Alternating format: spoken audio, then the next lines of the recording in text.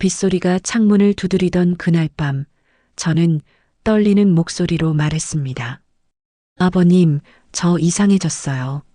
아버님이 남자로 보여요. 그 순간 우리 둘 다 알고 있었습니다.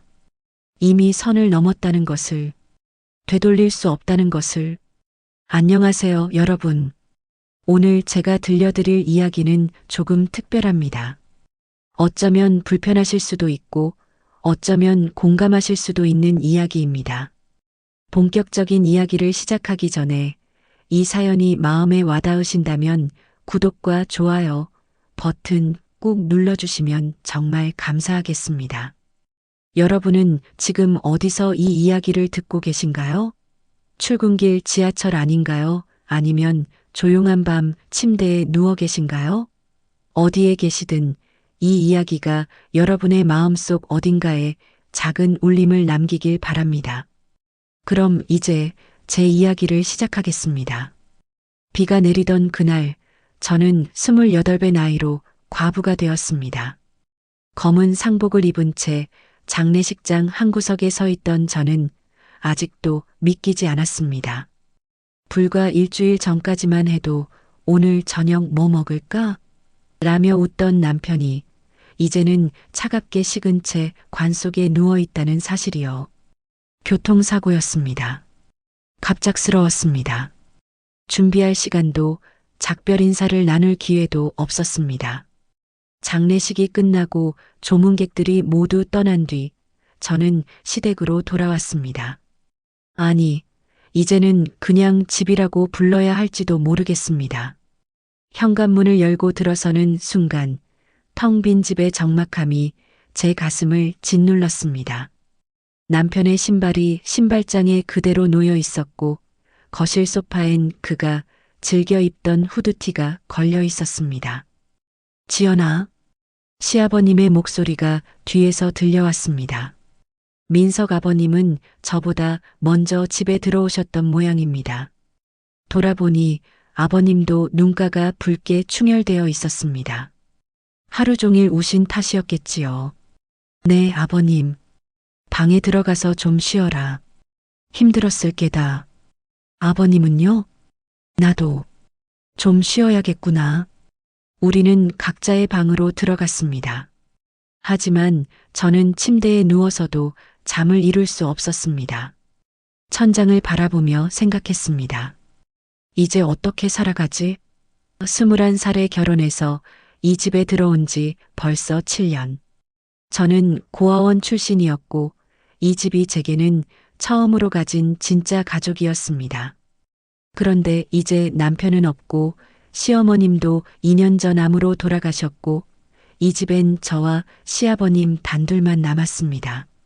다음 날 아침 동네 슈퍼에 장을 보러 갔을 때였습니다. 쯧쯧, 저 나이에 저 집에 붙어 사는 거 봐라. 고아 출신이라며? 갈 데가 없으니 어쩌겠어. 시아버지한테 기생하는 거지. 젊은 과부가 늙은 시아버지랑 단둘이 산다니. 꼴 보기 싫네.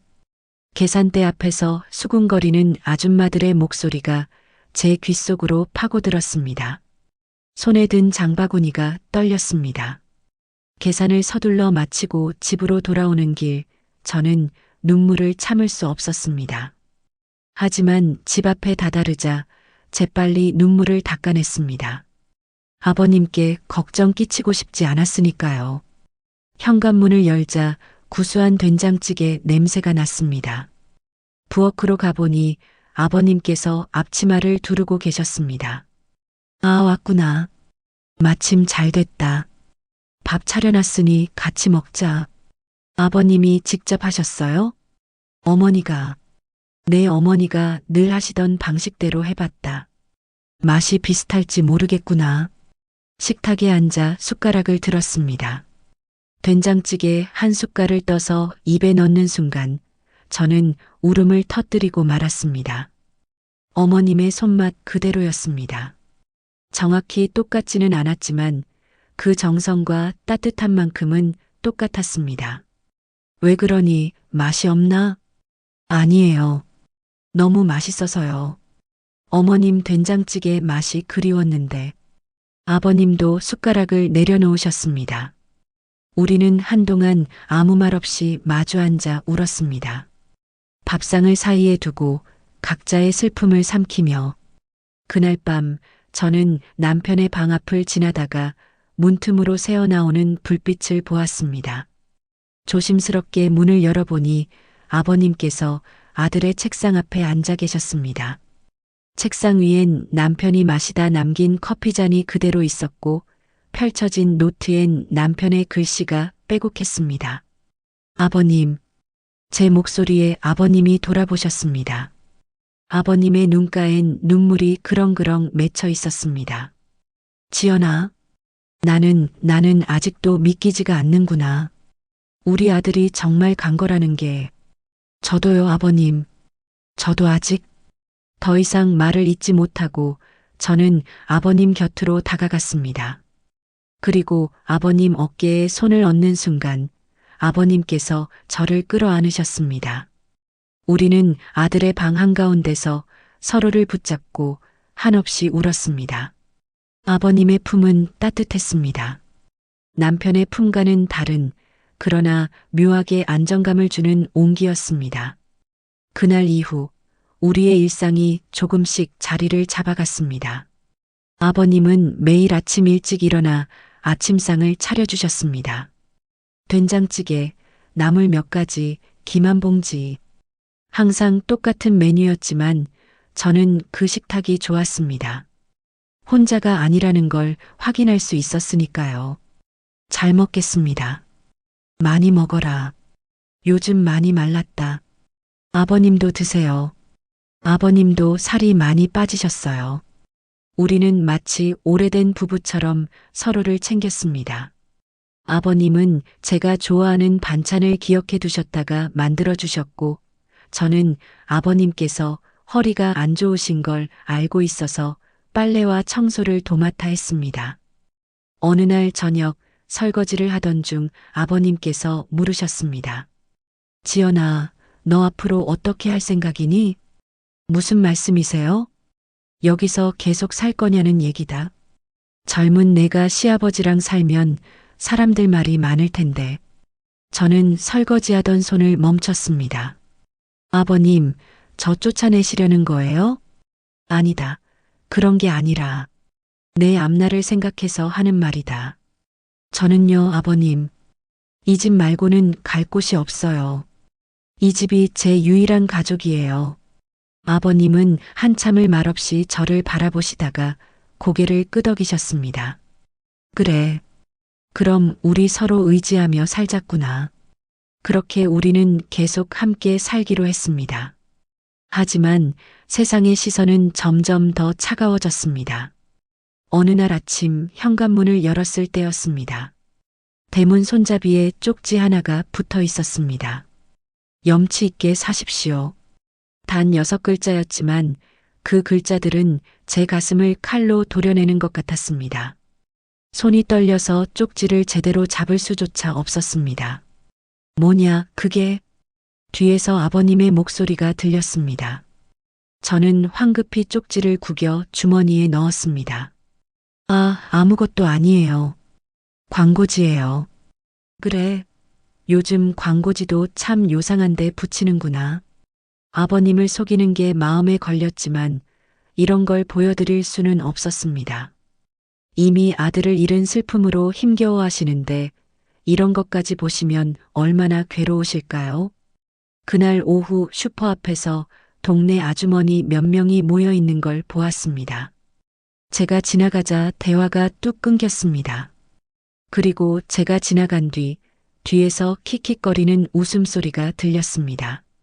발걸음을 재촉해 집으로 돌아왔습니다. 집에 도착해 방문을 닫고 침대에 주저앉았습니다. 제가 뭘 잘못한 걸까요? 저는 그저 살아남으려 했을 뿐인데 왜 사람들은 저를 이렇게 보는 걸까요? 고아 출신이라는 게 죄인가요? 시아버님과 함께 사는 게 잘못된 건가요? 눈물이 주르륵 흘러내렸습니다. 하지만 소리내어 울 수는 없었습니다. 아버님께서 들으실까봐. 며칠 후 저는 작은 꽃집에서 아르바이트를 시작했습니다. 하루 종일 집에만 있으니 자꾸 우울한 생각이 들어서였습니다. 그리고 조금이라도 돈을 벌어 아버님께 보탬이 되고 싶었습니다. 일을 마치고 집에 돌아온 저녁이었습니다. 현관문을 여는데 거실에서 아버님의 목소리가 들렸습니다. 그래, 알겠네. 형님 말씀대로 하지. 전화 통화를 하고 계신 모양이었습니다. 저는 조용히 신발을 벗으며 귀를 기울였습니다. 아니야, 지연이는 착한 애야. 그런 애가 아니라고. 응, 그래도 사람들 말이 많으니 내가 알아서 할게. 제 이야기를 하고 계신 것 같았습니다. 가슴이 철렁 내려앉았습니다. 전화를 끊으신 아버님께서 저를 발견하셨습니다. 아, 왔니? 일은 어땠니? 네, 괜찮았어요. 아버님, 방금 전화는. 아, 그게 큰형님이셨다. 지연아, 우리 잠깐 이야기 좀 하자. 아버님은 저를 거실 소파로 이끌었습니다. 나란히 앉은 우리 사이에 무거운 침묵이 흘렀습니다. 지연아, 형님이 그러시는데.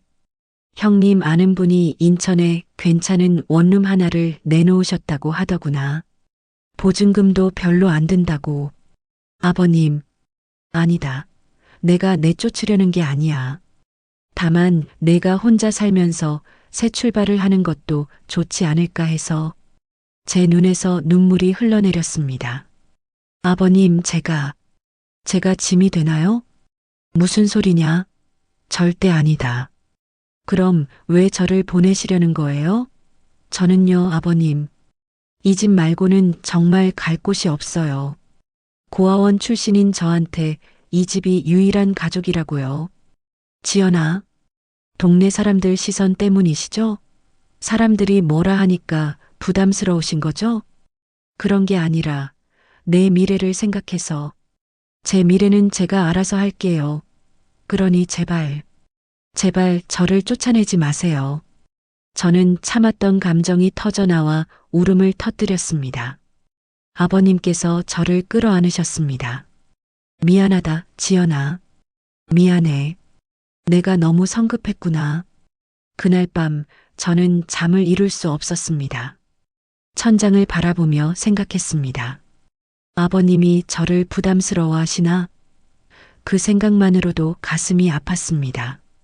그로부터 며칠간 저는 아버님과 제대로 대화를 나누지 못했습니다. 아침에 잘 먹겠습니다. 다녀오겠습니다. 같은 인사말 뿐이었습니다. 아버님께서도 제게 뭐라 말을 걸어야 할지 모르시는 것 같았습니다. 그러던 어느 날 저녁 꽃집 일을 마치고 집에 돌아오는 길에 비가 내리기 시작했습니다. 우산이 없던 저는 비를 맞으며 뛰어왔습니다. 온몸이 흠뻑 젖었습니다. 현관문을 열고 들어서자 아버님께서 깜짝 놀라며 달려오셨습니다. 아이고, 이게 무슨 꼴이냐? 감기 걸리겠다. 어서 씻어라. 괜찮아요. 괜찮긴 뭐가 괜찮아.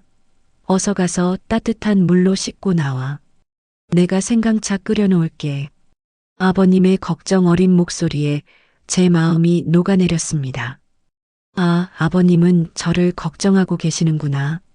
그제야 깨달았습니다. 아버님께서 저를 내보내려 했던 건 저를 싫어해서가 아니라 진심으로 제 미래를 걱정하셨던 거라는 걸. 샤워를 마치고 나오니 아버님께서 생강차 2잔을 들고 제 방으로 오셨습니다. 여기 앉아라. 이거 마시고. 감사합니다, 아버님. 우리는 나란히 앉아 생강차를 마셨습니다. 창밖으로는 빗소리가 들렸습니다. 지연아. 네, 아버님. 저번에 내가 한 말 잊어라. 나도 너 없으면 안 된다. 이 집에 내가 있어서 내가 버틴다. 아버님, 우리 서로 의지하며 살자. 세상이 뭐라든 신경 쓰지 말고.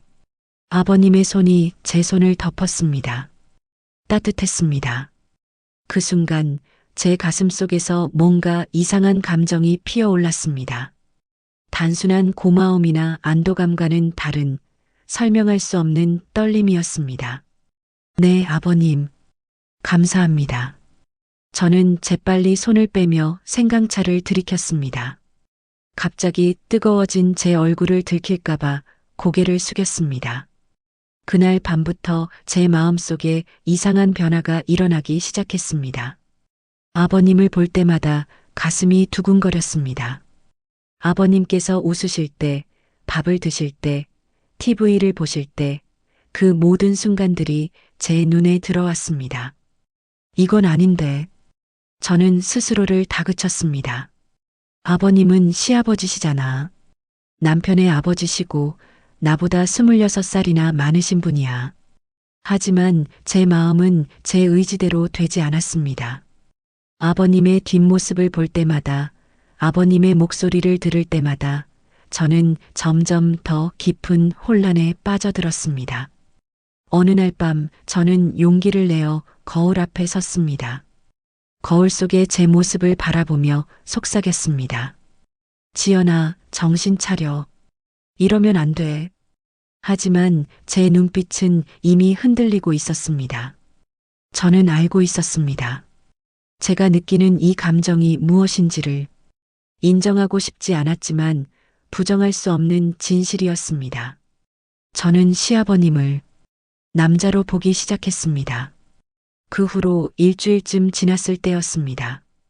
저는 제 감정을 숨기기 위해 더욱 아버님을 피했습니다. 아침 식사도 바빠서요라며 거르고 일찍 나가 늦게 돌아왔습니다. 아버님과 마주치는 시간을 최대한 줄이려 했습니다. 하지만 아버님께서는 눈치채고 계셨던 것 같습니다. 지연아, 요즘 왜 그러니? 나한테 무슨 불만이라도 있니? 아니에요, 아버님. 그냥 일이 바빠서요. 일이 바빠도 밥은 먹어야지. 아침도 안 먹고 나가고 저녁도 대충 먹고 이러다 몸 상한다. 아버님의 걱정 어린 목소리가 제 가슴을 후벼 팠습니다. 죄책감이 밀려왔습니다. 제가 왜 이러고 있는 걸까요? 아버님은 아무 잘못도 없으신데 제 이상한 감정 때문에 아버님과의 관계까지 어색해지고 있었습니다. 그날 밤 저는 침대에 누워 천장을 바라보았습니다. 남편의 얼굴이 떠올랐습니다. 여보, 미안해요. 나 정말 이상해졌나 봐. 당신 아버지를 자꾸 남자로 보게 돼. 눈물이 주르륵 흘러내렸습니다. 저는 베개에 얼굴을 묻고 소리 죽여 울었습니다. 다음 날 아침 저는 평소보다 일찍 일어났습니다. 부엌에서 아침을 준비하고 있는 아버님의 뒷모습이 보였습니다. 넓은 어깨, 단정한 자세. 52살이시지만 여전히 건강하고 듬직해 보이셨습니다. 아버님, 제가 할게요. 놀라서 돌아보시는 아버님께 저는 다가갔습니다. 아니다, 거의 다 됐어. 너는 앉아 있어라. 아니요, 제가 도와드릴게요. 요즘 아버님한테 너무 의지만 한 것 같아서. 우리는 함께 아침을 준비했습니다. 아버님께서 김을 구우시는 동안 저는 계란을 풀어 계란말이를 만들었습니다. 좁은 부엌에서 어깨가 스치는 순간 저는 심장이 멎을 것 같았습니다. 조심해라, 기름 튈라. 아버님께서 제 뒤로 다가오셔서 앞치마 끈을 다시 묶어주셨습니다. 아버님의 손길이 제 허리를 스치는 순간 저는 숨이 막혔습니다. 이제 됐다. 조심해서 하고. 네. 감사합니다. 간신히 대답을 하고 저는 후라이팬에 집중했습니다. 하지만 손이 떨려서 계란말이가 제대로 만들어지지 않았습니다. 식탁에 마주 앉아 아침을 먹는 동안 저는 아버님의 얼굴을 제대로 쳐다볼 수 없었습니다. 고개를 숙인 채 밥만 먹었습니다. 지연아. 네. 너 요즘 나한테 뭔가 숨기는 거 있지? 저는 깜짝 놀라 고개를 들었습니다. 아버님께서 저를 똑바로 쳐다보고 계셨습니다. 아니에요. 아무것도. 거짓말하지 마라. 아버지가 봐도 티가 난다. 무슨 일 있으면 말해라. 우리 둘밖에 없잖니. 정말 아무것도 아니에요. 저는 황급히 밥을 입에 밀어 넣었습니다. 더 이상 말을 하면 진실이 터져 나올 것 같았습니다. 그날 저녁 꽃집 사장님께서 말씀하셨습니다.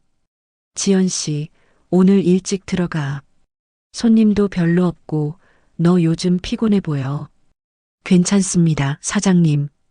괜찮긴 얼굴이 말이 아니야. 어서 가서 쉬어. 내일 또 보자고. 저는 사장님의 배려에 감사 인사를 하고 일찍 집으로 향했습니다. 평소보다 2시간이나 일찍 도착한 집은 조용했습니다. 현관문을 열고 들어서는데 거실에서 아버님께서 TV를 보고 계셨습니다. 벌써 왔니? 네, 일찍 끝났어요. 그래, 잘 됐다. 마침 영화 하나 시작하는데 같이 볼래? 저는 거절하려던 제 입을 아버님의 다음 말이 막았습니다. 지연아, 우리 요즘 너무 서먹하다.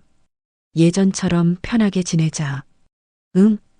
아버님의 눈빛이 너무 간절해서 저는 고개를 끄덕일 수밖에 없었습니다. 소파에 나란히 앉아 영화를 보기 시작했습니다. 오래된 멜로 영화였습니다. 주인공 남녀가 빗속에서 키스하는 장면이 나왔을 때 저는 얼굴이 화끈거렸습니다. 슬쩍 아버님을 바라보니 아버님도 어색한 표정으로 TV를 보고 계셨습니다. 아버님, 저 물 좀. 자리에서 일어나려는데 발이 꼬여 비틀거렸습니다. 순간 아버님께서 저를 붙잡아 주셨습니다. 아버님의 품에 안긴 저는 숨이 멎었습니다. 괜찮니? 네, 괜찮아요. 아버님의 팔이 제 허리를 감싸고 있었습니다. 우리의 얼굴이 가까웠습니다. 너무 가까웠습니다. 아버님의 숨결이 느껴졌습니다. 지연아, 아버님의 목소리가 떨렸습니다. 그 순간 저는 알았습니다. 아버님도 저와 같은 걸 느끼고 계신다는 걸. 아버님 미안하다. 아버님께서 저를 급히 놓으셨습니다. 그리고 자리에서 일어나셨습니다. 나 좀 쉬어야겠다. 너도 일찍 자거라. 아버님은 서둘러 방으로 들어가셨습니다. 저는 거실에 혼자 남아 떨리는 무릎을 부여잡았습니다. 이건 정말 위험해. 그날 밤 저는 잠들지 못했습니다. 방 안을 이리저리 걸어다니며 머리를 쥐어뜯었습니다. 이러면 안 되는데. 정말 이러면 안 되는데. 새벽 2시쯤이었을까요? 목이 말라 부엌으로 나왔습니다. 냉장고에서 물을 꺼내 마시는데 아버님 방에서 불빛이 새어나왔습니다. 아버님도 주무시지 못하고 계신 것 같았습니다. 조용히 제 방으로 돌아가려는데 아버님 방문이 열렸습니다. 지연아, 너도 잠 못 자니? 네. 물 마시러 나왔어요. 우리는 어두운 거실에서 마주 섰습니다. 달빛만이 우리를 비추고 있었습니다. 지연아, 우리 이야기 좀 해야 할 것 같구나. 아버님, 나도 느꼈다. 너도 느꼈지? 이 이상한, 이 어색한 기류를. 저는 고개를 끄덕였습니다. 더 이상 숨길 수 없었습니다. 아버님, 제가 이상해진 것 같아요. 아버님을 볼 때마다 자꾸 그만해라. 아버님께서 제 말을 끊으셨습니다. 더 이상 말하지 마라. 우리 이러면 안 된다. 난 내 시아버지고 넌 내 며느리야. 우린 알아요. 저도 알아요. 하지만 눈물이 터져 나왔습니다. 하지만 어떡해요? 제 마음이 제 뜻대로 안 돼요. 아버님을 남자로 보게 돼요. 제 고백에 아버님은 한동안 아무 말씀도 하지 못하셨습니다. 거실의 정적이 너무나 무거웠습니다. 달빛 아래 서 있는 우리는 마치 시간이 멈춘 것 같았습니다. 지연아, 아버님께서 입을 여셨습니다. 목소리가 갈라져 있었습니다. 나도 똑같다. 저는 믿을 수 없다는 듯 아버님을 바라보았습니다. 네, 나도 너를 며느리로만 볼 수가 없다. 여자로 보게 된다. 그게 너무 괴로웠다. 아버님께서 두 손으로 얼굴을 감싸며 주저앉으셨습니다. 저는 아버님 곁으로 다가가 무릎을 꿇었습니다. 아버님, 미안하다, 지연아. 내가 정말 미친 것 같다. 죽은 아들의 아내를 어떻게 이럴 수가 있냐. 나는 정말 아버님께서 흐느끼기 시작하셨습니다. 저는 처음 보았습니다. 이렇게 무너지시는 아버님을. 저는 아버님을 끌어안았습니다. 아버님, 잘못은 제가 한 거예요. 제가 먼저 이상한 감정을 느꼈어요. 아버님 잘못이 아니에요. 아니다. 내가 어른이고 내가 시아버지인데 내가 지켜야 했는데. 우리는 거실 바닥에 주저앉아 서로를 끌어안고 울었습니다. 죄책감과 슬픔과 갈망이 뒤섞인 복잡한 감정이었습니다. 얼마나 시간이 흘렀을까요? 아버님께서 먼저 정신을 차리셨습니다. 지연아, 일어나라. 바닥이 차다. 아버님께서 저를 일으켜 세우셨습니다. 그리고 소파에 앉히신 후 건너편 소파에 앉으셨습니다. 의도적으로 거리를 두신 것 같았습니다. 지연아, 우리 이렇게 하자. 내일부터 나는 일찍 나가서 늦게 들어올게. 너도 내 일과에 집중하고. 우리 서로 마주치는 시간을 줄이는 거야. 그러다 보면 이 감정도 사라질 거다. 아버님, 이게 최선이다. 우린 넘지 말아야 할 선이 있어. 알지? 저는 고개를 끄덕였습니다. 하지만 제 가슴은 찢어지는 것 같았습니다. 그날 밤 이후 우리는 정말로 서로를 피하기 시작했습니다. 아버님은 새벽같이 나가셨고 저녁 늦게 돌아오셨습니다. 저도 일부러 아침 일찍 나가고 늦게 돌아왔습니다. 집에서 마주치는 시간은 거의 없었습니다. 하지만 그럴수록 제 마음은 더 아팠습니다. 아버님이 그리웠습니다. 함께 밥을 먹고 함께 TV를 보고 소소한 이야기를 나누던 그 시간들이 그리웠습니다. 2주일쯤 지났을 때였습니다. 저녁 늦게 집에 돌아왔는데 현관에 아버님 신발이 없었습니다. 또 늦게 들어오시나 보다. 저는 혼자 간단히 저녁을 먹고 방으로 들어갔습니다. 밤 11시가 넘어서도 아버님은 돌아오지 않으셨습니다. 걱정이 되어 전화를 걸었지만 받지 않으셨습니다. 12시, 1시. 시간이 흘러도 아버님은 오시지 않았습니다. 새벽 2시쯤 현관문이 열리는 소리가 들렸습니다. 저는 재빨리 방문을 열고 나갔습니다. 아버님, 어디 가셔? 아버님께서 술에 취해 비틀거리고 계셨습니다. 얼굴이 새빨개져 있었습니다. 지연아, 너 아직 안 잤니? 아버님, 괜찮으세요? 어디서 이렇게 술을? 친구들이랑 마셨지. 지연아, 나 정말 힘들다. 아버님께서 제게 기대셨습니다. 저는 아버님을 부축해서 소파까지 모셨습니다. 물 가져올게요. 조금만 기다리세요. 부엌에서 물을 가져와 드렸습니다. 아버님께서 물을 단숨에 들이키셨습니다. 지연아, 앉아봐라. 저는 아버님 옆에 조심스럽게 앉았습니다. 아버님께서 저를 바라보셨습니다. 취한 눈빛이었지만 그 안에 담긴 슬픔은 선명했습니다. 나 오늘 친구들한테 말했다. 내가 며느리를 여자로 보게 됐다고. 아버님, 친구들이 뭐라는지 아니? 미쳤다고. 정신 차리라고. 그게 무슨 짓이냐고. 다들 그러더라. 아버님께서 눈물을 흘리셨습니다. 나도 안다. 이게 미친 짓이라는 거.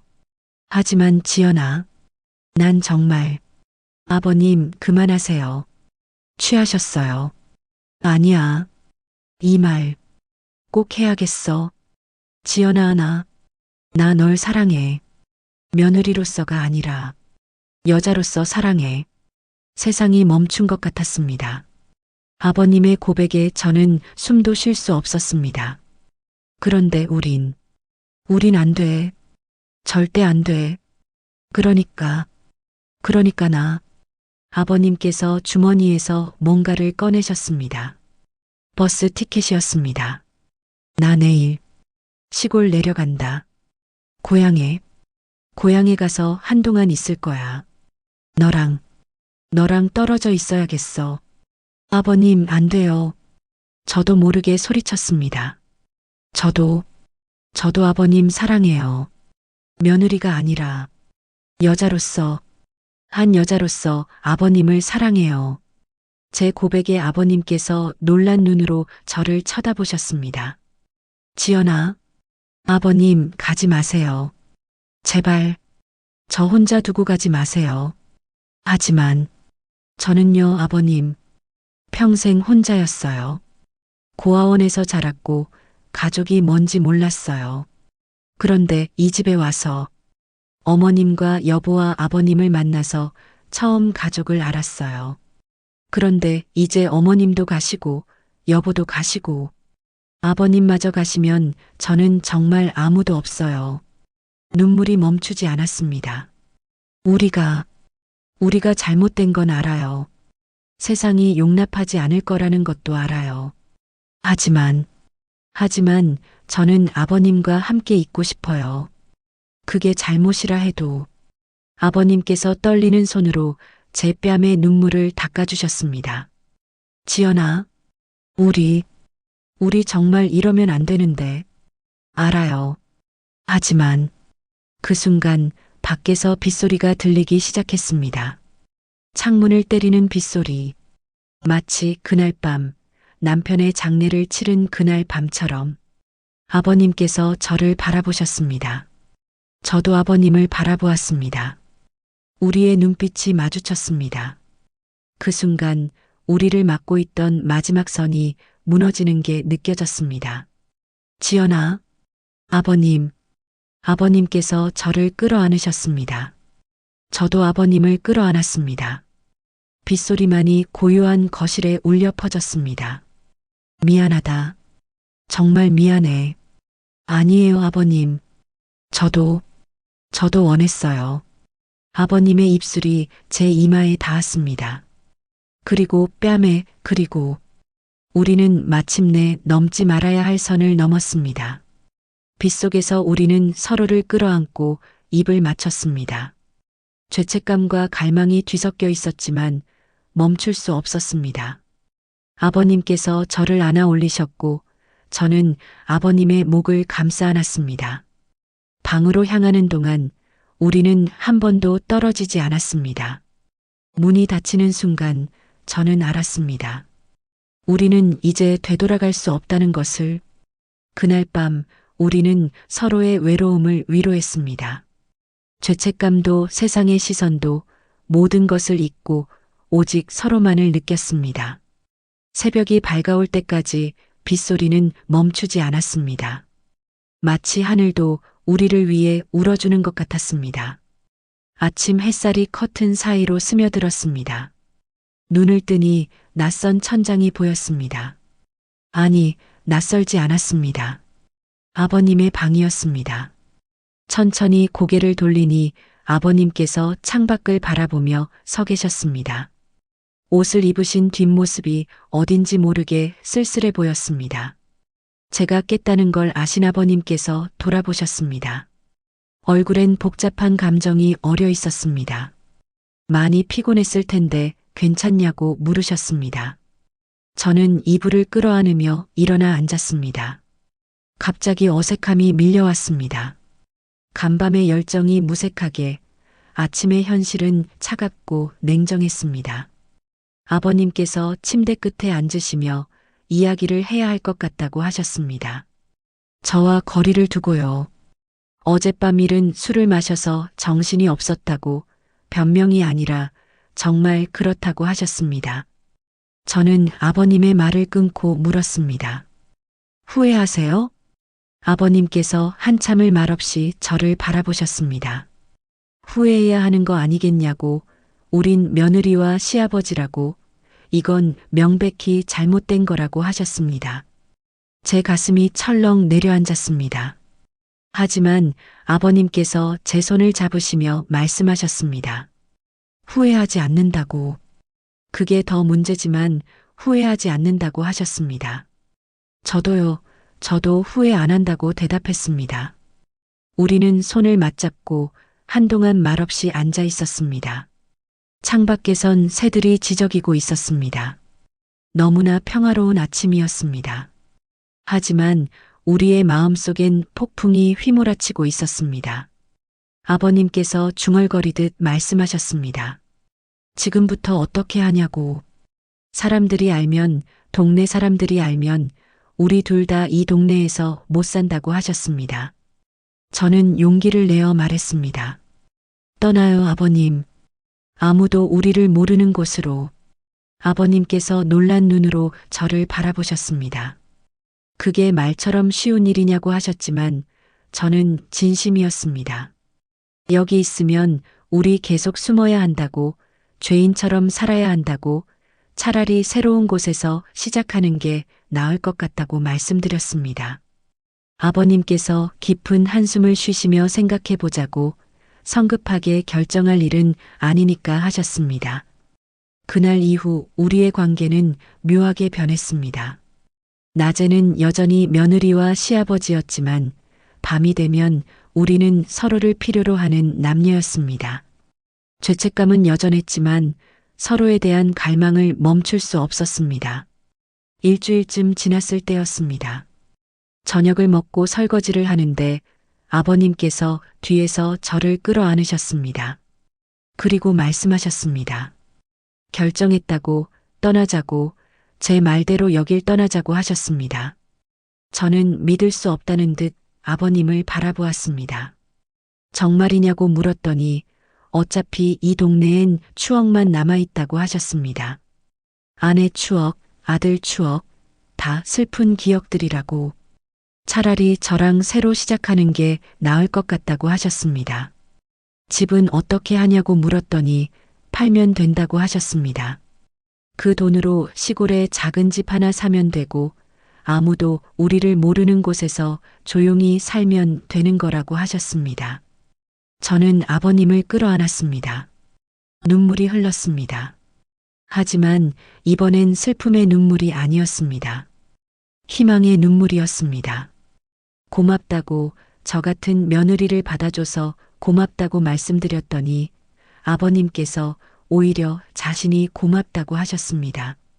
자기 같은 늙은이를 받아줘서 고맙다고. 저는 아버님은 안 늙으셨다고, 제게는 가장 멋진 남자라고 말씀드렸습니다. 우리는 키스를 나눴습니다. 부엌 한가운데서 설거지를 하다 말고. 그렇게 우리는 새로운 시작을 약속했습니다. 하지만 세상은 우리를 그냥 내버려 두지 않았습니다. 다음 날 아침 현관문을 열자 또 쪽지가 붙어 있었습니다. 과부가 시아버지 꼬시는 꼴 보기 역겹네요. 썩 나가세요라고 적혀 있었습니다. 손이 떨렸습니다. 아버님께서 뒤에서 쪽지를 보시곤 얼굴이 굳어지셨습니다. 누가 이런 짓을 하냐고 분노하셨지만 저는 괜찮다고, 어차피 떠날 거라고 말씀드렸습니다. 하지만 아버님께선 이건 너무 심하다고 하셨습니다. 저는 아버님의 손을 잡으며 신경 쓰지 말라고, 우리끼리만 알면 된다고 말씀드렸습니다. 그날 오후 더 큰 일이 터졌습니다. 꽃집에서 일하고 있는데 사장님께서 저를 부르셨습니다. 미안한데 오늘까지만 나와달라고 하셨습니다. 손님들이 제가 있으면 가게 안 온다고, 소문이 났나 보다고, 시아버지랑 그런 관계라고 하셨습니다. 아니라고, 오해라고 말씀드렸지만 소용없었습니다. 사장님은 저를 믿지만 장사를 해야 하니까 미안하다고 하셨습니다. 저는 그 자리에서 해고당했습니다. 집으로 돌아오는 길, 사람들의 시선이 느껴졌습니다. 수군거리는 소리가 들렸습니다. 저게 그 여자래. 쯧쯧 뻔뻔하게도 돌아다니네. 남편 죽자마자 시아버지 꼬신 거 아니야 하는 소리들이요. 저는 고개를 숙이고 빨리 걸었습니다. 눈물이 나려는 걸 간신히 참았습니다. 집에 도착해 문을 열고 들어서는 순간 더 이상 참을 수 없었습니다. 현관에 주저앉아 울음을 터뜨렸습니다. 아버님께서 달려오셔서 저를 일으켜 안으셨습니다. 왜 그러냐고, 무슨 일 있었냐고 물으셨습니다. 저는 일자리를 잃었다고, 사람들이 다 안다고, 우리 관계를 다 안다고 울먹이며 말씀드렸습니다. 아버님의 얼굴이 굳어졌습니다. 누가 소문을 퍼뜨렸는지 알아보겠다고 하셨지만 저는 됐다고, 이제 빨리 떠나자고, 여기서 하루라도 빨리 떠나고 싶다고 말씀드렸습니다. 그날 밤 저는 잠들지 못하고 창밖을 바라보았습니다. 달이 유난히 밝았습니다.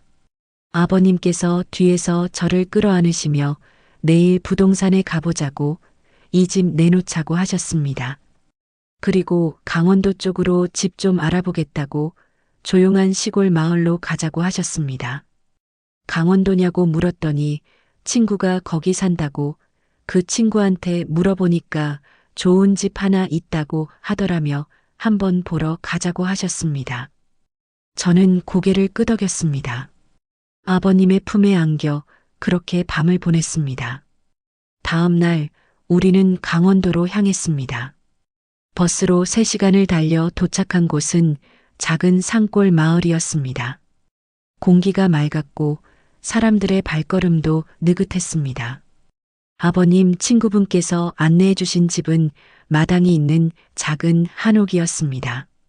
낡았지만 정겨웠습니다. 마당엔 감나무가 한 그루 서 있었고 뒤편으론 작은 텃밭이 있었습니다. 어떠냐고, 마음에 드냐고 아버님께서 물으셨습니다.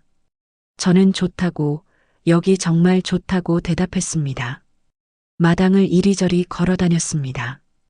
이곳에서라면 우리가 조용히 살 수 있을 것 같았습니다. 아무도 우리를 모르고 아무도 우리를 판단하지 않는 곳이었습니다. 친구분께서 우리 관계를 물으셨습니다. 아버님과 저는 서로를 바라보았습니다. 아버님께서 제 딸이라고 대답하셨습니다. 거짓말이었습니다. 아니, 우리를 지키기 위한 선택이었습니다. 친구분께서 그렇구나, 둘이 살기엔 딱 좋은 집이라고, 마을 사람들도 다들 착하다고 하셨습니다. 우리는 그 자리에서 계약을 했습니다. 한 달 뒤에 들어오기로 했습니다. 서울로 돌아오는 버스 안에서 아버님께서 제 손을 잡으셨습니다. 미안하다고, 저를 딸이라고 해서 미안하다고 하셨습니다. 저는 괜찮다고, 어차피 사람들한테는 그렇게 말해야 한다고, 우리 진짜 관계는 우리끼리만 알면 되는 거라고 말씀드렸습니다. 그래도 미안하다는 아버님께 저는 말씀드렸습니다. 전 괜찮다고, 아버님과 함께 있을 수 있다면 무슨 관계로 불리든 상관없다고, 중요한 건 우리가 서로 사랑한다는 것뿐이라고 말씀드렸습니다. 한 달이 눈 깜짝할 새 지나갔습니다. 그동안 우리는 이사 준비를 했습니다. 집을 정리하고 필요 없는 물건들을 버리고 추억들을 상자에 담았습니다. 남편의 방도 정리했습니다. 시어머님의 유품도 챙겼습니다. 슬펐지만 동시에 새로운 시작에 대한 설렘도 있었습니다. 이사 가기 전날 밤이었습니다. 텅 빈 집에서 아버님과 저는 마지막 저녁을 먹었습니다. 배달 음식이었지만 그 어떤 식사보다 특별했습니다. 아버님께서 말씀하셨습니다. 이 집에서의 모든 기억에 감사하다고, 아내와 아들과 함께한 시간들, 그리고 저와 함께한 시간들 모두 소중하다고 하셨습니다. 저도 말씀드렸습니다. 이 집이 제게 처음으로 가족이 뭔지 알려줬다고, 비록 슬픈 일들도 많았지만 행복한 기억도 많다고, 그리고 이제 아버님과 새로운 추억을 만들어가고 싶다고 말씀드렸습니다. 다음 날 아침 우리는 이삿짐 트럭에 짐을 실었습니다. 동네 사람들이 힐끔힐끔 쳐다보았지만 신경 쓰지 않았습니다. 곧 이곳을 떠날 테니까요. 마지막으로 집을 둘러보았습니다. 빈 거실, 빈 방들, 많은 일들이 있었던 공간들이었습니다. 현관문을 잠그고 나서는 순간 이상하게 홀가분했습니다. 무거운 짐을 내려놓은 기분이었습니다. 아버님께서 제 손을 꼭 잡으셨습니다. 우리는 트럭에 올라탔고 강원도를 향해 출발했습니다. 3시간의 여정 끝에 우리는 새 집에 도착했습니다. 마당의 감나무가 우리를 반겨주는 것 같았습니다. 짐을 내리고 집안을 정리하기 시작했습니다. 비록 좁고 낡았지만 이곳은 우리만의 공간이었습니다. 세상의 시선으로부터 자유로운 곳이었습니다. 저녁이 되어 마당에 앉아 하늘을 바라보았습니다. 별이 쏟아질 것 같았습니다. 서울에선 볼 수 없던 별들이었습니다. 아버님께서 제 옆에 앉으시며 별이 참 많다고 하셨습니다. 저는 어머님께서 그러셨다고, 돌아가신 분들은 별이 된다고 하셨다고 말씀드렸습니다. 아버님께서 고개를 끄덕이시며 말씀하셨습니다. 아내와 아들이 저 별들 중 하나가 되어 우리를 보고 있을 거라고, 그들이 우리를 용서하고 축복할 거라고 하셨습니다. 저도 그렇게 믿고 싶었습니다. 남편이, 시어머님이 우리의 선택을 이해해 주실 거라고 믿고 싶었습니다. 앞으로 우리 행복하게 살아요, 아버님. 아버님께서 제 손을 꼭 잡으시며 그러자고, 이제 아무도 우릴 방해할 수 없다고 하셨습니다. 별빛이 우리를 비추었습니다. 그 별빛 아래서 우리는 서로에게 다짐했습니다. 어떤 어려움이 와도 함께 이겨내자고, 서로를 지키며 살자고 약속했습니다. 강원도에서의 첫 아침은 새소리로 시작되었습니다. 서울에서는 들을 수 없던 평화로운 소리였습니다. 눈을 뜨니 아버님께서 이미 일어나 마당을 정리하고 계셨습니다. 창문으로 보이는 아버님의 뒷모습이 여유로워 보였습니다. 저도 일어나 부엌으로 갔습니다. 간단하게 아침을 준비하며 생각했습니다. 이제 우리의 새로운 삶이 시작되는구나. 더 이상 눈치 보지 않아도 되고 숨지 않아도 되는 삶이라고요. 아침을 먹으며 아버님께서 동네 한 바퀴 돌아보자고, 이웃들께도 인사드려야 한다고 하셨습니다. 저는 조금 긴장되었습니다. 사람들이 우리를 어떻게 볼까 걱정되었거든요. 하지만 아버님께서 제 손을 잡으며 괜찮을 거라고, 여긴 서울과 다르다고 안심시켜 주셨습니다. 마을을 걷는 동안 만난 사람들은 모두 친절했습니다. 새로 이사 왔다고 하니 반갑게 맞아주셨습니다. 옆집 할머니께서는 김치를 한 통 가져다 주시며 딸이 효녀라고, 아버지 모시고 시골까지 내려왔다고 기특하다고 하셨습니다. 저는 얼굴이 화끈거렸지만 고맙다고 인사드렸습니다. 집으로 돌아오는 길에 아버님께서 말씀하셨습니다. 지연아, 여기선 우리가 아버지와 딸이야. 절대 다른 모습 보이면 안 돼. 저도 알고 있었습니다. 밖에서만큼은 철저히 아버지와 딸로 살아야 한다는 것을요. 집안에서만 우리는 진짜 우리가 될 수 있었습니다. 일주일쯤 지났을 때 저는 마을 입구에 있는 작은 꽃집에서 일을 시작했습니다. 주인 할머니께서 일손이 부족하다며 반겨주셨습니다. 하루 4시간 정도 일하고 나머지 시간엔 집안일을 하거나 텃밭을 가꾸었습니다. 평범하고 고요한 일상이었습니다. 아버님도 마을 청년의 일을 도와주시며 바쁘게 지내셨습니다. 낮엔 각자의 일을 하고 저녁이면 함께 식사를 했습니다. 밥을 먹고 나면 마당에 나와 차를 마시며 하루를 정리했습니다. 그 시간이 참 좋았습니다. 별을 보며 소소한 이야기를 나누고 서로의 손을 꼭 잡고 있었습니다. 하지만 마음 한구석엔 늘 불안함이 자리 잡고 있었습니다. 언젠가 들킬까봐, 누군가 알아챌까봐 두려웠습니다. 아버님과 손을 잡고 싶어도 참아야 했고, 볼에 키스하고 싶어도 참아야 했습니다. 밖에서는 철저히 거리를 두었습니다. 어느 날 저녁 장을 보고 돌아오는 길이었습니다. 마을 어귀에서 아버님을 만났습니다.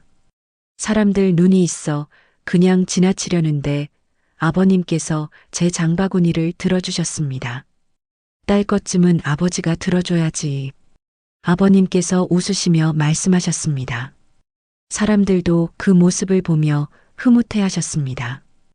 효녀라고 아버지 잘 모신다고 칭찬하셨습니다.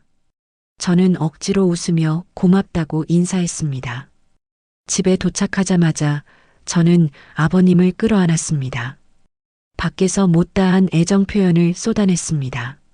아버님도 저를 꼭 안아주셨습니다. 미안하다고, 밖에서 너무 못 본 척해서 미안하다고 하셨습니다. 저는 괜찮다고, 이해한다고 말씀드렸습니다. 하지만 그런 이중생활이 점점 힘들어졌습니다. 밖에선 딸로, 집에선 연인으로 두 개의 얼굴을 쓰고 사는 게 때론 숨막혔습니다. 거울을 보며 생각했습니다. 저는 누구인가? 며느리인가, 딸인가, 아니면 연인인가? 어느 날 밤 잠들지 못하고 뒤척이는데 아버님께서 물으셨습니다. 왜 그러냐고, 힘든 일 있냐고. 저는 솔직하게 말씀드렸습니다. 아버님, 이중생활이 너무 힘들어요. 밖에서 아버님을 아버지라고 부를 때마다 가슴이 아파요. 아버님께서 한참을 말씀이 없으시다가 입을 여셨습니다. 나도 그래, 지연아. 너를 딸이라고 소개할 때마다 마음이 찢어진다. 하지만 이게 우리가 선택한 길이야. 조금만 참자. 그날 밤 우리는 서로를 더 꼭 안았습니다. 세상이 우리를 갈라놓을 수 없다고, 무슨 일이 있어도 함께 있을 거라고 다짐했습니다. 아버님의 심장 소리를 들으며 저는 조금씩 안정을 찾았습니다. 한 달이 지나고 두 달이 지났습니다. 마을 사람들과도 친해졌습니다. 저를 민석 씨 딸이라고 불렀고 저는 그 호칭에 익숙해져 갔습니다. 효녀라고, 아버지 잘 모신다고 칭찬받을 때마다 복잡한 감정이 들었지만 웃으며 감사하다고 인사했습니다. 어느 가을날이었습니다. 마당의 감나무에 감이 주렁주렁 열렸습니다. 아버님과 함께 감을 따며 저는 문득 행복하다고 느꼈습니다. 비록 세상에 떳떳하지 못한 관계지만 이 순간만큼은 진짜 부녀지간처럼, 아니, 그보다 더 깊은 사랑을 나누는 사이처럼 느껴졌습니다. 하지만 평화는 오래가지 않았습니다. 어느 날 꽃집에서 일하는데 낯선 여자가 들어왔습니다. 서울 말씨를 쓰는 중년 여성이었습니다. 꽃을 고르는 척하면서 저를 유심히 쳐다보셨습니다. 혹시 박지연 씨 아니세요? 심장이 철렁 내려앉았습니다. 누구냐고 물었더니 서울 동네에서 같이 살던 사람이라고 했습니다. 친정 내려왔다가 우연히 들렀는데 설마 여기서 볼 줄 몰랐다고 했습니다. 시아버님하고 여기 사신다며요? 소문 다 들었어요. 그 여자의 눈빛에 호기심과 경멸이 섞여 있었습니다. 저는 아무 대답도 할 수 없었습니다. 그저 멍하니 서 있을 뿐이었습니다. 여자는 피식 웃으며 가게를 나갔습니다. 그날 저녁 저는 집에 돌아와 아무 말도 하지 못했습니다. 밥상을 차리면서도 손이 떨렸습니다. 아버님께서 눈치채시고 물으셨습니다. 무슨 일 있냐고, 얼굴이 안 좋다고 하셨습니다. 저는 오늘 있었던 일을 말씀드렸습니다. 서울에서 알던 사람이 왔다고, 우리 관계를 아는 것 같다고. 아버님의 얼굴이 굳어졌습니다. 그 사람이 뭐라고 하던가? 시아버님하고 여기 산다는 소문 다 들었다고 했어요. 아버님께서 주먹을 불끈 쥐셨습니다. 하지만 이내 한숨을 쉬시며 제 손을 잡으셨습니다. 괜찮을 거라고, 그냥 지나가는 말일 거라고 하셨습니다. 하지만 저는 불안했습니다. 저 여자가 마을 사람들에게 뭔가 말하지 않을까 하고요. 며칠 후 제 불안은 현실이 되었습니다. 꽃집에 오는 손님들의 태도가 달라졌습니다. 수군거리는 소리가 들렸습니다. 며느리였다며 시아버지랑 도망쳐 왔다며 정말 염치 없다며 수군댔습니다. 꽃집 할머니께서 저를 부르셨습니다. 미안하다고 소문이 안 좋게 돌고 있다고 당분간 나오지 말라고 하셨습니다. 또다시 일자리를 잃었습니다. 이번에는 강원도에서였습니다. 집으로 돌아오는 길 사람들이 저를 쳐다봤습니다. 손가락질하는 소리가 들렸습니다. 서울에서 겪었던 악몽이 다시 시작되는 것 같았습니다. 저는 고개를 숙이고 뛰다시피 집으로 달려왔습니다. 대문을 열고 들어서는 순간 마당에 낯선 사람들이 서 있었습니다. 마을 이장님과 몇몇 어른들이었습니다. 아버님께서 그분들과 대치하고 계셨습니다. 민석 씨, 우리도 듣기 싫은 말하기 싫죠. 하지만 마을 분위기가 안 좋아. 당신들 나가주는 게 좋겠소. 이장님께서 무거운 목소리로 말씀하셨습니다. 아버님께서 항변하셨습니다. 우린 아무 잘못도 안 했다고 그냥 아버지와 딸일 뿐이라고 하셨습니다. 그게 사실이요? 서울서 온 사람 말론 당신들이 며느리와 시아버지라던데 저는 그 자리에 주저앉고 싶었습니다. 하지만 참았습니다. 아버님 곁으로 다가가 말씀드렸습니다. 이장님, 저희가 나가겠습니다. 패 끼쳐 죄송합니다. 아버님께서 저를 말리셨지만 저는 고개를 저었습니다. 여기서도 우리는 환영받지 못했습니다. 더 이상 버틸 수 없었습니다. 이장님과 어른들이 돌아가고 우리는 텅 빈 마당에 남았습니다. 지연아, 아버님께서 저를 끌어안으셨습니다. 미안하다고, 자기 때문에 이렇게 됐다고, 정말 미안하다고 하셨습니다. 저는 아버님 품에 안겨 울었습니다. 한없이 울었습니다. 그날 밤 우리는 이야기를 나눴습니다. 어떻게 할 거냐고, 계속 도망칠 거냐고. 아버님께서 말씀하셨습니다. 지연아, 차라리 내가 떠날까? 너 혼자 여기 남아서. 안 돼요. 저는 소리쳤습니다. 아버님 없이는 못 살아요. 전 평생 혼자였어요. 가족이 뭔지 이제 알았는데 아버님마저 가시면 전 정말 아무도 없어요. 아버님께서 저를 꼭 안아주셨습니다. 그럼 어떻게 하냐고, 어디로 가야 하냐고 물으셨습니다. 저는 대답했습니다. 더 먼 곳으로 가요. 아무도 우릴 모르는 정말 아무도 없는 곳으로. 다음 날부터 우리는 다시 이삿짐을 쌌습니다. 2달 만에 또다시 떠나야 했습니다.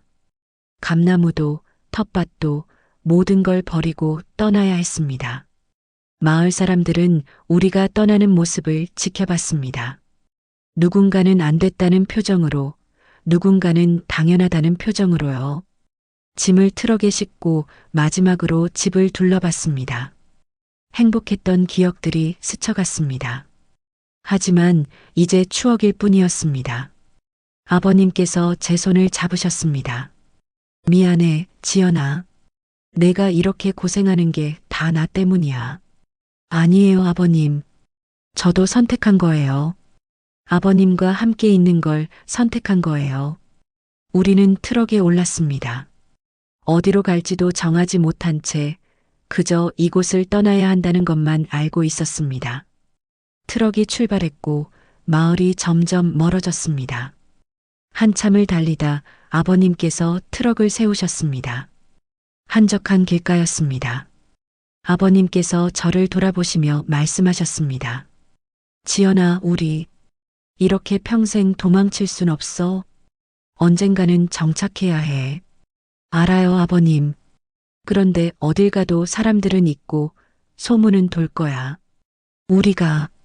우리가 진짜 행복해질 수 있을까? 저는 아버님의 손을 꼭 잡았습니다. 행복해질 수 있어요. 우리 꼭 행복해질 거예요. 포기하지 말아요, 아버님. 아버님께서 고개를 끄덕이셨습니다. 그리고 다시 트럭을 몰기 시작하셨습니다. 우리는 남쪽으로, 더 남쪽으로 향했습니다. 바다가 보이는 곳, 사람의 손길이 닿지 않는 곳을 찾아서요. 해가 지고 있었습니다. 노을이 아름다웠습니다. 저는 창밖을 바라보며 생각했습니다. 언젠가는 우리도 이 노을처럼 평화로운 삶을 살 수 있을까? 아무도 우릴 손가락질하지 않는, 그저 서로 사랑하며 살 수 있는 날이 올까? 아버님께서 제 손을 잡으셨습니다. 운전대를 잡은 한 손으로는 길을 따라가고 다른 손으로는 제 손을 꼭 쥐고 계셨습니다. 그 온기가 저를 위로했습니다. 우리는 계속 달렸습니다. 새로운 시작을 향해, 희망을 향해 함께. 우리는 남해의 작은 어촌 마을에 도착했습니다. 바다가 한눈에 보이는 언덕 위에 낡은 집 한 채가 있었습니다. 오랫동안 사람이 살지 않아 폐가 같았지만 저희에게는 마지막 피난처였습니다. 집주인 할아버지께서는 아무것도 묻지 않으셨습니다. 그저 월세만 제때 내면 된다고, 조용히 살면 된다고 하셨습니다. 우리는 감사하다고 인사드렸습니다. 이번엔 아버지와 딸이라고 소개하지도 않았습니다. 그냥 두 사람이라고만 했습니다. 집을 정리하는데 일주일이 걸렸습니다. 곰팡이 핀 벽지를 뜯어내고 깨진 유리창을 고치고 마당의 잡초를 뽑았습니다. 힘들었지만 함께여서 괜찮았습니다. 아버님과 나란히 앉아 페인트 칠을 하고 함께 웃으며 청소를 했습니다. 마을 사람들은 우리에게 관심이 없었습니다. 어촌 마을 특성상 사람들이 바빠서 남의 일에 신경 쓸 겨를이 없었습니다. 그게 오히려 다행이었습니다. 우리는 조용히, 아주 조용히 살았습니다. 일주일쯤 지났을 때 저는 마을 아래쪽에서 작은 꽃집을 발견했습니다. 주인 아주머니께서 도움이 필요하다고 하셔서 일을 시작했습니다. 이번엔 제 과거에 대해 아무것도 말하지 않았습니다. 그저 서울에서 내려왔다고만 했습니다. 아버님도 항구에서 그물수선 일을 하셨습니다. 힘든 일이었지만 불평하지 않으셨습니다. 오히려 바다 냄새가 좋다고, 이런 삶도 나쁘지 않다고 하셨습니다. 저녁이면 우리는 언덕 위 집으로 돌아와 함께 저녁을 먹었습니다. 밥을 먹고 나면 바다를 바라보며 앉아 있었습니다. 파도 소리가 들렸고 바람이 불었고 갈매기가 울었습니다. 평화로웠습니다. 서울에서도 강원도에서도 느끼지 못했던 진짜 평화였습니다. 지연아, 어느 날 저녁 아버님께서 제 이름을 부르셨습니다. 우리 행복한 거 맞지? 저는 고개를 끄덕였습니다. 행복하다고, 정말 행복하다고 대답했습니다. 아버님께서 제 손을 잡으셨습니다. 바다를 바라보는 우리의 뒷모습은 평범한 연인 같았을 겁니다. 아니, 우리는 연인이었습니다. 한 달이 지나고 두 달이 지났습니다. 마을 사람들과도 조금씩 친해졌습니다. 하지만 이번엔 거리를 두었습니다.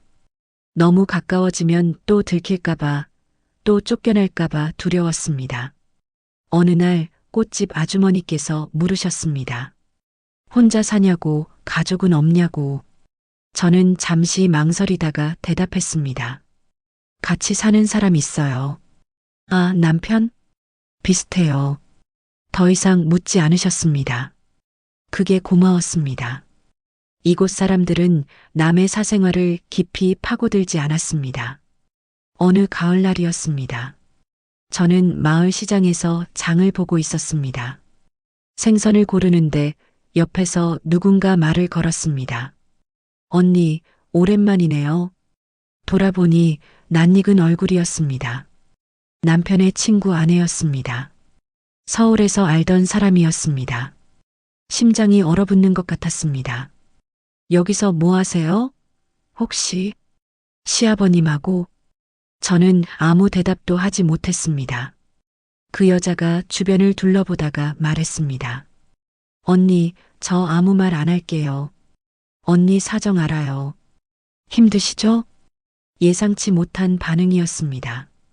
비난이 아니라 위로였습니다. 저는 눈물이 날 것 같았습니다. 고마워요. 간신히 그 말만 했습니다. 그 여자가 제 손을 잡았습니다. 언니 행복하세요. 남들이 뭐라든 신경 쓰지 마시고. 그리고는 돌아서서 갔습니다. 저는 그 자리에 서서 한참을 울었습니다. 처음으로 누군가에게 이해받는다는 느낌을 받았습니다. 집으로 돌아와 아버님께 그 일을 말씀드렸습니다. 아버님께서 놀라셨지만 그 여자가 비밀을 지켜줄 거라고 믿자고 하셨습니다. 그리고 말씀하셨습니다. 지연아, 세상엔 우릴 이해해주는 사람도 있나 보다. 저도 그렇게 믿고 싶었습니다. 우리를 손가락질하는 사람만 있는 게 아니라 이해해주는 사람도 있다고요. 그날 밤 우리는 오랜만에 마음 편히 잠들었습니다. 서로를 끌어안고 내일을 걱정하지 않고 그저 오늘의 행복에 취해서요. 계절이 바뀌고 또 바뀌었습니다. 우리는 남해의 그 작은 마을에서 1년을 보냈습니다. 이제 마을 사람들도 우리를 받아들였습니다. 저는 꽃집을 운영하게 되었고 아버님은 작은 텃밭을 가꾸셨습니다. 어느 봄날이었습니다. 저는 마당에 꽃을 심고 있었습니다. 튤립 구근을 심으며 생각했습니다. 내년 봄에도 우리가 여기 있을까? 이 꽃들을 볼 수 있을까? 뭐 생각해? 아버님께서 뒤에서 물으셨습니다. 저는 웃으며 대답했습니다. 내년 봄 이야기를 하고 있었다고요. 아버님께서 제 옆에 앉으시며 말씀하셨습니다. 내년에도 그 다음 해에도 우린 여기 있을 거야. 이제 더 이상 도망가지 않아도 돼. 정말 그럴까요? 정말 이곳에서 평생을 살 수 있을까요?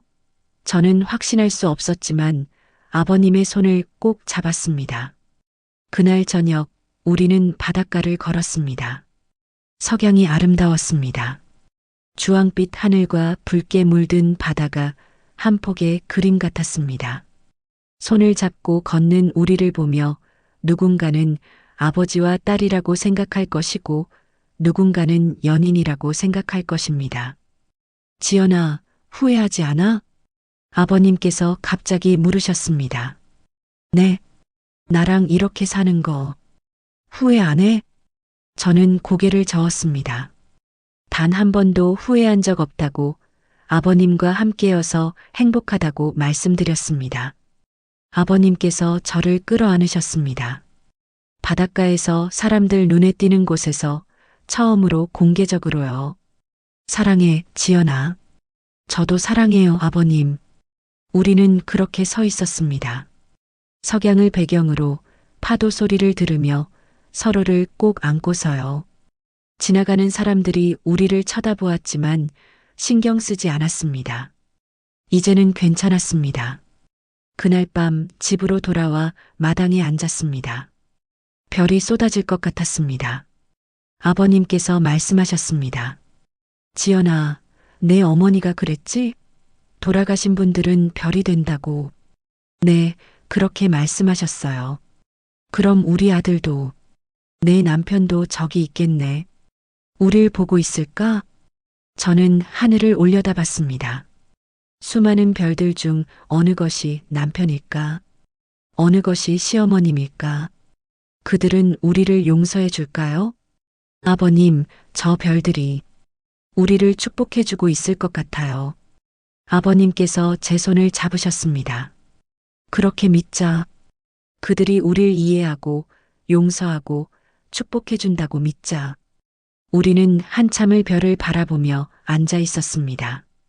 과거의 죄책감도 미래의 불안도 그 순간만큼은 모두 내려놓았습니다. 그저 지금 이 순간 우리가 함께 있다는 것만이 중요했습니다. 아버님께서 일어나시며 손을 내미셨습니다. 들어가자, 지연아.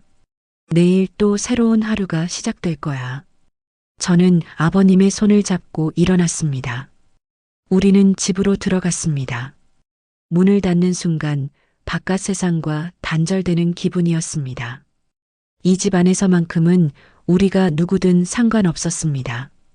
며느리와 시아버지도 딸과 아버지도 아닌 그저 서로를 사랑하는 두 사람이었습니다. 그날 밤 잠들기 전에 아버님께 말씀드렸습니다. 아버님, 우리 행복하게 살아요. 남들이 뭐라든 세상이 뭐라든 우리끼리 행복하면 되는 거잖아요. 아버님께서 제 머리를 쓰다듬으며 대답하셨습니다. 그래, 우리 행복하자. 그게 제일 중요한 거야. 우리는 서로를 끌어안고 잠들었습니다. 내일도 모레도 앞으로의 모든 날들을 함께할 것을 약속하며 별빛이 창문을 통해 우리를 비췄습니다. 그 빛 속에서 우리는 평화로웠습니다. 금기를 넘은 사랑이었지만 그 어떤 사랑보다 진실했습니다. 세상이 이해하지 못해도 우리는 서로를 이해했습니다. 그것만으로 충분했습니다. 여러분, 여기까지 긴 이야기를 들어주셔서 정말 감사합니다. 지연과 민석의 이야기는 많은 분들께 불편하셨을 수도 있고 공감하기 어려우셨을 수도 있습니다. 하지만 이 이야기가 전하고 싶었던 것은 단 하나입니다. 사랑에는 때로 정답이 없다는 것, 그리고 세상의 시선보다 중요한 건 자신의 행복이라는 것입니다. 물론 그들의 선택이 옳았는지 잘못되었는지는 여러분이 판단하실 몫입니다. 마지막으로 여러분께 묻고 싶습니다. 여러분이라면 이들의 선택을 이해하시겠습니까? 아니면 선을 지켰어야 한다고 생각하시나요? 댓글로 여러분의 생각을 들려주세요. 그리고 이 이야기가 의미 있었다면 구독과 좋아요, 알림 설정 부탁드립니다.